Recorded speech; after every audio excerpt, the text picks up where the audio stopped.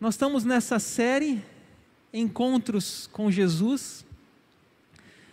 Estamos falando sobre pessoas que se encontraram com Cristo. A primeira semana foi uma mulher que tinha uma hemorragia, 12 anos ela sofria de uma hemorragia. Na segunda semana, a filha de Jairo, que tinha 12 anos, estava a morrer e morreu, e Cristo disse: Talita cumi, levanta-te.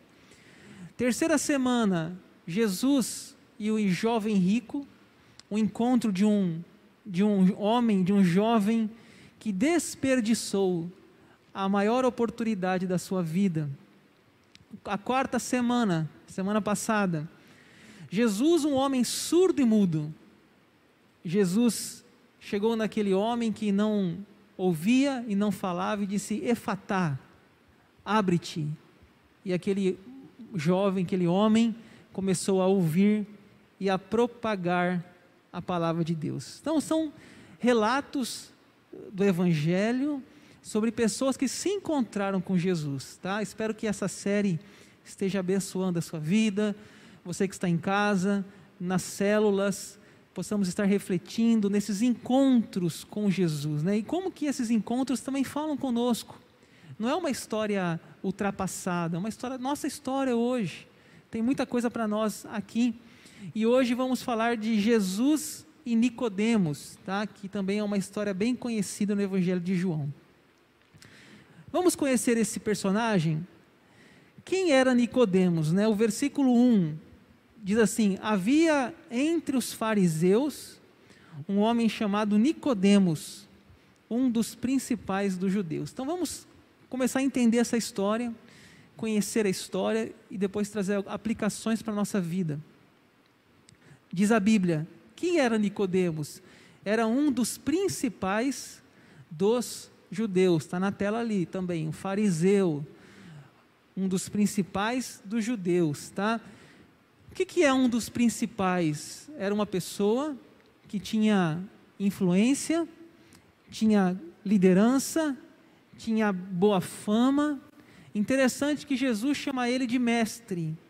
Jesus fala lá no versículo 10, João 3,10, tu és mestre em Israel e não compreendes estas coisas. Então veja que ele era um homem, Nicodemos, era um homem que tinha um certo conhecimento, influência.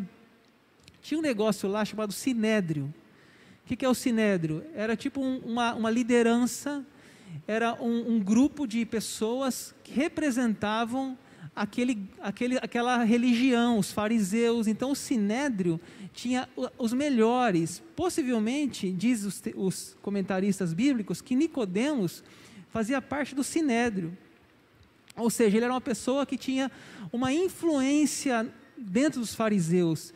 Ele não era simplesmente um fariseu, ele era um dos líderes, um dos principais.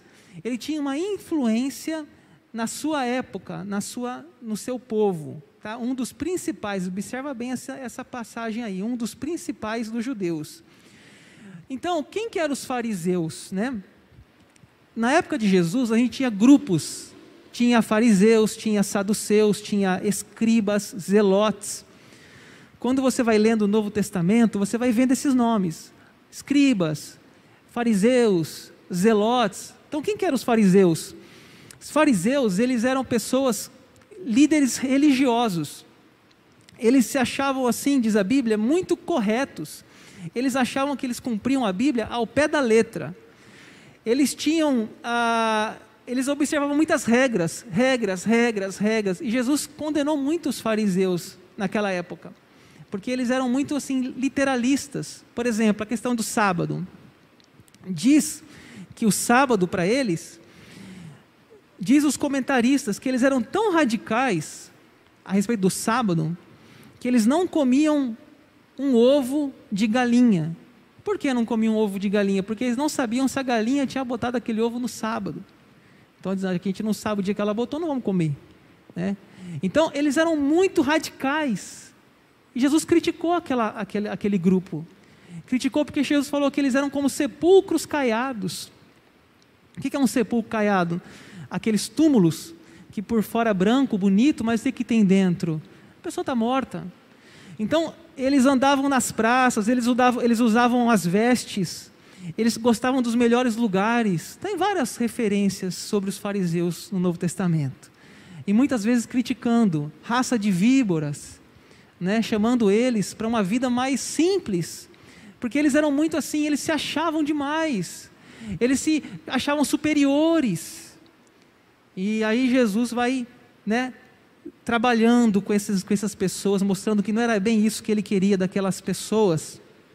Então você imagine, vamos conhecendo o Nicodemos, um dos principais, ele era fariseu, possivelmente fazia parte do sinédrio judaico, da classe da liderança religiosa, e esse homem, chamado Nicodemos, ele vai conversar com Jesus. Eu coloquei aqui uma conversa escondida, está aí na tela, conversa escondida. Por quê? Veja o versículo 2.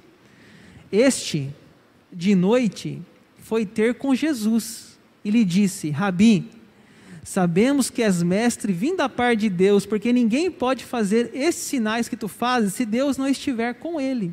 Então veja lá na tela, ó, ou na sua Bíblia, verso 2. Este de noite. Por que de noite? Irmãos, o que leva alguém ir falar com Jesus à noite? Eles não tinham o costume noturno naquela época, até porque não tinha luz elétrica, até porque eles viviam durante o dia, a noite era para dormir, a noite era o perigo. Então não tinha motivo de uma pessoa naquela, hoje é diferente, hoje os shoppings vão até 10 horas da noite, é diferente. Naquela época, uma pessoa ir conversar com outra à noite gerava um estranhamento. Naquela época, entenda bem, tá? Gerava assim meio que um medo de aparecer publicamente. Então, veja que Nicodemos parece que ele não quer ser criticado pelos fariseus. Ele não quer ser condenado pelos seus pares. Ele não quer se expor, porque o que acontece? Você sabe, você que leu a Bíblia, você que já leu, está lendo a Bíblia, já leu inteira, você vê que os fariseus, eles criticavam Jesus. Criticavam porque Jesus curava no sábado, porque Jesus fazia milagre no sábado, porque isso, por aquilo, eles criticavam. Então você imagine um deles, o Nicodemos, ir até Jesus Cristo, e geraria uma negatividade, falar, não, né, não é bom isso para minha propaganda, para minha vida pública, eu ir lá ver Jesus, não é legal isso. Então, parece que ele tem assim uma admiração por Jesus, mas uma admiração secreta. A gente chama isso hoje, né, do crente 007, né, que é aquele famoso crente que fala assim, você vai na igreja? Fala, não, eu não vou não, eu não sei quem, mas está lá no domingo na igreja, né? Mas assim, parece que tem vergonha de falar que é crente, falar que é cristão, de mostrar que lê a Bíblia. Uma vez eu estava lendo a Bíblia na faculdade de psicologia, eu estava com a Bíblia aberta na minha mesa, aí uma pessoa chegou assim, você está lendo Freud? Eu falei, não, estou lendo a Bíblia. Ah, tá bom. Por que ter vergonha? Né? Por que ter vergonha? Então a gente não precisa ter vergonha de ler a Bíblia, de falar que é de Deus, falar que é cristão, falar que congrega na igreja presbiteriana independente, não tem que ter vergonha. Mas a gente sabe que tem pessoas que têm, e fica um pouquinho escondida na escola, na faculdade, enfim, são como Nicodemos, né? Admiram Jesus, mas secretamente. E aí no versículo 3, Jesus vai falar aqui uma coisa sobre novo nascimento. Veja o versículo 3, a isto respondeu Jesus, em verdade te digo, que se alguém não nascer de novo, não pode ver o reino de Deus. Veja bem, vamos imaginar a cena, está lá Jesus, chega Nicodemos de noite, e Nicodemos chega elogiando, não é? O versículo 2 fala que ele chega elogiando, mestre, ninguém pode fazer o que tu fazes. Ele chega assim, elogiando. Aí você vê que Jesus não dá muita bola para o elogio. Jesus já vai...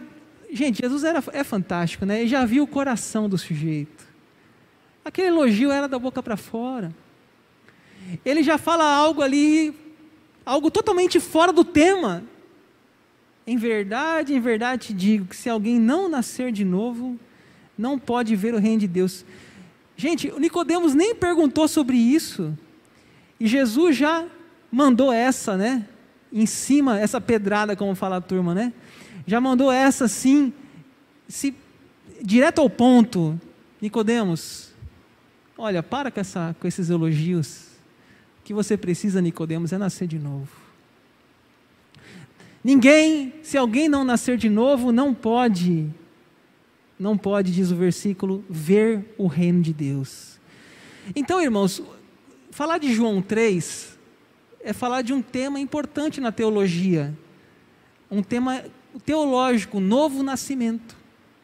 Isso aqui é uma doutrina, novo nascimento. Então, o que é novo nascimento? Aqui está a principal base do ensino bíblico do que é um novo nascimento. Olha o versículo 4.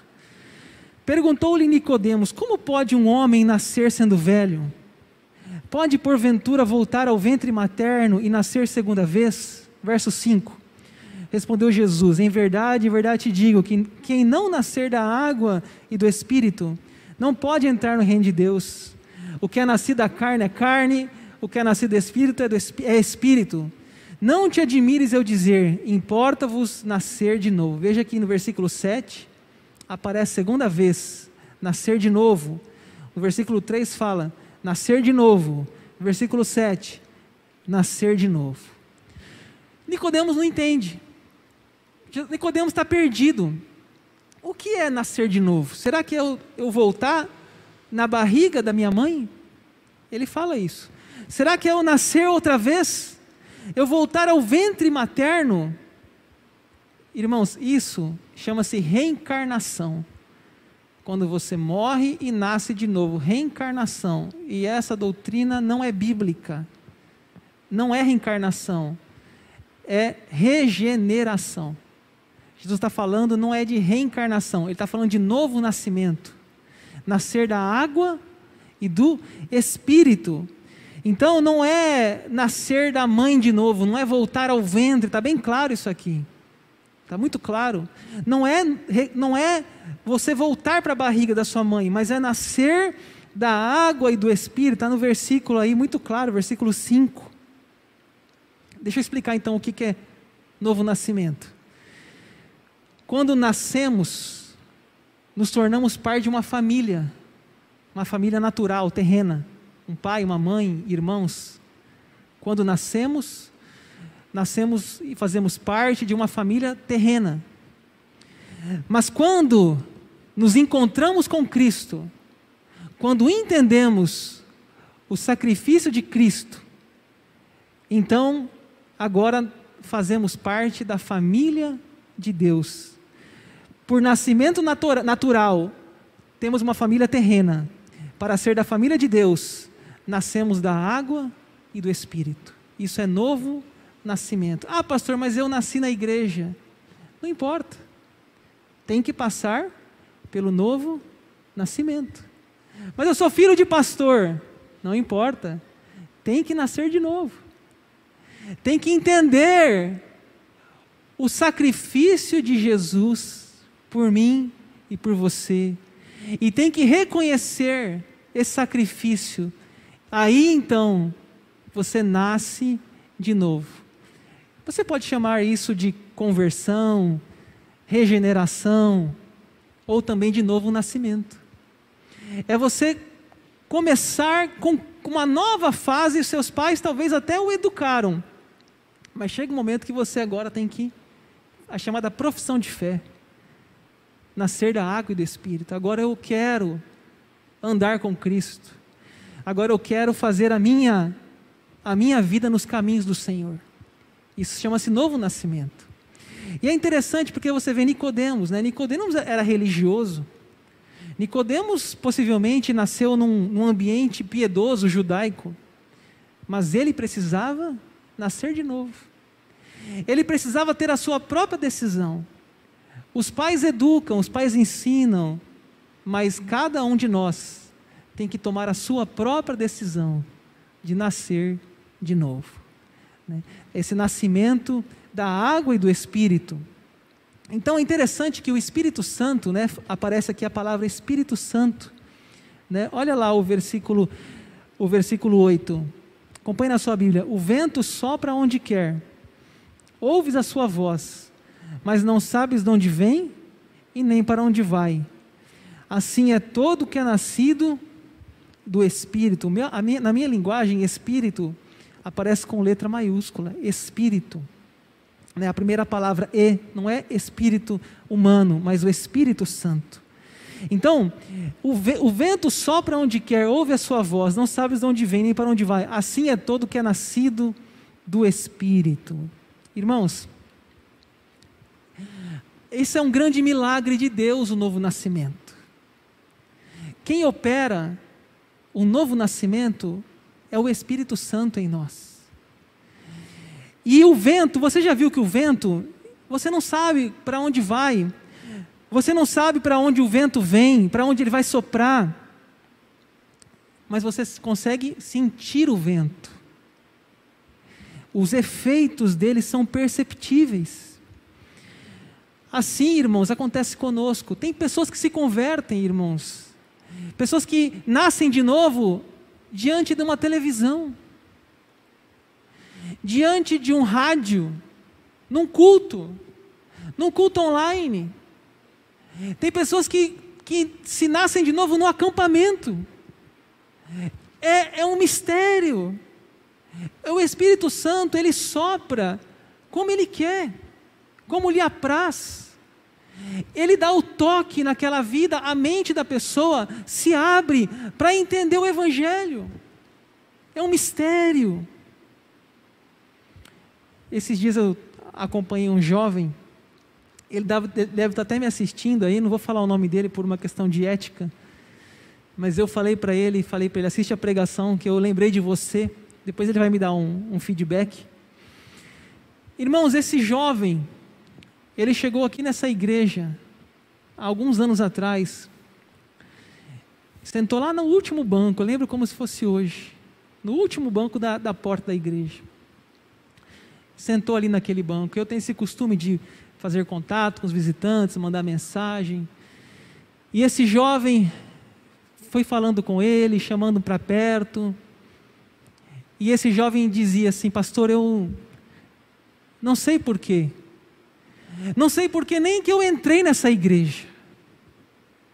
Porque eu não tenho família cristã. Porque eu não tenho pais evangélicos. Porque ninguém me falou de Jesus. E eu, inclusive, tenho muitas dúvidas sobre isso ainda. Mas, de alguma forma, eu passei aqui na frente e quis entrar.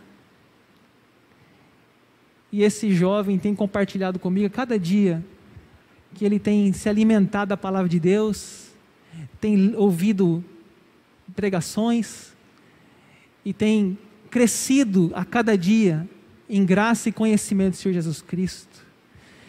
É assim que acontece. A gente não explica o dia, não, vai ser esse dia que você vai passar na Pedro Ferrer 503 e você vai entrar ali. Irmãos, não sei, eu não o conhecia, ele não me conhecia, mas ele passou e teve vontade de entrar. Talvez alguém passando um canal no YouTube, vê um vídeo no Facebook, no Instagram, e ali começa a chorar, e ali fala: Senhor, eu entrego a minha vida. E você vê as mudanças naquela pessoa. Você vê que aquela pessoa nasceu de novo. Você vê que aquela pessoa já não tem mais prazer no que antes ela tinha prazer. Que agora ela nasceu de novo. Mudou os hábitos, mudou os gostos. Agora ele quer conhecer e ser mais parecido com Jesus. Isso chama-se na Bíblia novo nascimento, irmãos. E quem opera esse novo nascimento é o Espírito Santo de Deus, de maneira que lhe apraz, do jeito dele, na hora dele. Tem gente que fala assim: ah, pastor, já oro pelo meu filho, tem 10 anos. Não sei, o momento, coração duro talvez, mas o Espírito Santo faz, ele é um dos símbolos para explicar, é o vento. Ninguém o conduz, ninguém é dono dele, ninguém pode contê-lo, ninguém pode dizer aonde ele vai soprar. Ele sopra. Ele sopra. E possivelmente, nessa noite, seja aqui ou online, alguém está nascendo de novo. Porque a gente não sabe aonde chega. A gente não vê o coração humano. E Deus, através da sua palavra, vai alcançando e alcançando mais pessoas. Irmãos, mas Nicodemos não entendeu, e talvez você ainda não entende. Você fala, pastor, ainda não entendi. Jesus fala mais um exemplo aqui ainda, o exemplo da serpente no deserto. Olha lá na palavra de Deus. Versículo 14. E do modo porque Moisés levantou a serpente no deserto, assim importa que o Filho do Homem seja levantado, para que todo que nele crê tenha a vida eterna. Irmãos, Jesus agora explica uma história que está no livro de Números, capítulo 21, versículo 4 a 9. Uma história que Nicodemos conhecia. Sendo Nicodemos um fariseu, um dos maiorais dos judeus, ele conhecia a Bíblia. Ele conhecia a Torá. E essa história está lá no livro de Números, nos 5 primeiros livros da Bíblia, Números. Essa história viveu Moisés com o povo no deserto. Eu coloquei uns recortes aqui no Data Show para a gente acompanhar. Números 21, 5. Olha o que diz lá. Se você quiser anotar o texto ou quiser abrir a sua Bíblia, fica à vontade. Mas eu vou aqui no meu ritmo. Números 21, 5. E o povo falou contra Deus e contra Moisés: por que nos fizeste subir do Egito, para que morramos neste deserto, onde não há pão nem água, e a nossa alma tem fastio deste pão vil? Deixa eu contextualizar você aqui. Você lembra que o povo estava escravo no Egito? E o povo sai com o seu líder Moisés. E aquele povo, irmãos, era um povo muito reclamão, resmungão, murmurador. Reclamavam, ai que saudade dos pepinos, dos melões, das cebolas do Egito. Irmão, saudade, eles eram escravos. Eles pediam que Deus os libertasse, Deus envia Moisés, e eles estão reclamando ainda. Esse povo era muito ingrato, e esse povo reclama tanto, que Deus enviou serpentes, está lá no versículo 6, então o Senhor mandou entre o povo serpentes abrasadoras que mordiam o povo, e morreram muitos do povo de Israel. Então veja bem, Deus permitiu lá que via serpente e matava o povo. Sabe que aquele povo nem entrou na terra prometida, tanto reclamava aquele povo. Queria pão, Deus mandava pão. Queria água, vinha água. Queria carne, vinha os codornizes. Tudo eles tinham. De dia uma coluna para proteger do sol. À noite de fogo para proteger do frio. Tinha tudo. Mas reclamando. Irmãos, eles receberam até um negócio lá chamado, que vinha do céu, maná. Vinha um alimento que eles não precisavam nem cozinhar, vinha pronto para eles. E eles reclamavam. Então veio essas serpentes e matou muitas pessoas. Aí Moisés, o intercessor Moisés, Deus, tem misericórdia do teu povo, Senhor. E Deus falou para ele levantar uma serpente. Disse o Senhor, versículo 8, aqui embaixo: faz uma serpente abrasadora, põe-na sobre uma haste, e todo que mordido, que olhar para ela, mirar, viverá. Tá? Então, irmãos, voltando a Nicodemos, versículo 14 lá, olha lá, Nicodemos, Jesus: de modo que Moisés levantou a serpente no deserto, assim importa que o Filho do Homem seja levantado, para todo que nele crê tenha vida eterna. Irmãos, Cristo, conhecendo Nicodemos, faz um paralelo para ele entender. E entender que assim como aquelas pessoas que estavam contaminadas pelo veneno das cobras, olhassem para aquela haste, para aquela serpente de bronze, elas seriam curadas. Assim, Jesus está dizendo que todos que são contaminados pelo vírus do pecado, da maldade, da doença, da malignidade, olhar para Jesus numa cruz, assim como é um paralelo, tem a vida eterna. Jesus está tentando explicar para Nicodemos, fazendo um paralelo do Antigo Testamento com o Novo Testamento, o que é novo nascimento. E aí nós chegamos no versículo tão conhecido da Bíblia, João 3,16, vamos ler junto? Porque Deus amou o mundo de tal maneira que deu seu Filho unigênito, para que todo que nele crê não pereça, mas tenha a vida eterna. É nessa conversa entre Jesus e Nicodemos que surge o resumo do Evangelho, João 3,16. Lutero chamou esse versículo de a miniatura do Evangelho, um resumo do Evangelho, João 3,16. Ou seja, Cristo foi levantado na cruz para ser o nosso substituto, o nosso Redentor. Quando Jesus estava na cruz, Deus lançava sobre ele os nossos pecados. Cristo se fez maldição por nós, e o veneno que nos mata foi lançado sobre ele. E ele esmagou a cabeça da serpente, dizendo: está consumado, tetelestai. Irmãos, Jesus estava tentando mostrar para Nicodemos o que é novo nascimento. O que é novo nascimento? É reconhecer o que Jesus Cristo fez naquela cruz por nós. Irmãos, quando um pecador, uma pessoa que se acha tão indigno, ele olha para a cruz de Cristo, para o sangue de Cristo derramado naquela cruz, e ali cai a ficha, ali ele entende o sacrifício de Cristo, que não merecia, que não fez nenhum crime. Pilatos, que mal ele fez? Mas está lá, sendo crucificado, sendo morto, por mim e por você. Ali nasce uma nova pessoa. Nasce uma pessoa da água e do Espírito. É um nascimento espiritual. Agora sim, aquela pessoa entendeu o verdadeiro significado da vida, que é o quê? É a morte e a reconciliação de Deus através de Cristo com o mundo. Isso é novo nascimento, irmãos. Não precisa ter dinheiro, não precisa ser rico, não precisa pagar nada, não precisa. É entender o sacrifício de Jesus por nós na cruz. Esse é o que aconteceu com Nicodemos.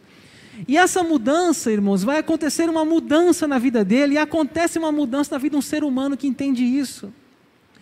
A mudança de Nicodemos, olha lá o texto, eu coloquei ali, João 7,50, vai aparecer eu estou encerrando a última parte aqui, vai aparecer 2 vezes o nome de Nicodemos em João, após esse encontro no capítulo 3, João 7,50, agora Nicodemos está defendendo Jesus. Nicodemos, um deles, que antes fora ter com Jesus, perguntou-lhes: acaso a nossa lei julga um homem sem primeiro ouvi-lo e saber o que ele fez? Veja bem, aquele que era o agente secreto, aquele que era o crente 007, agora não é mais. Agora ele diz assim: espera aí, vocês estão julgando uma pessoa, vocês estão julgando Jesus sem defesa, sem poder se defender, sem primeiro ouvi-lo. Ah, Nicodemos, você é um dos deles? Sim, sou. Não tenho vergonha de Cristo, não tenho vergonha da minha fé.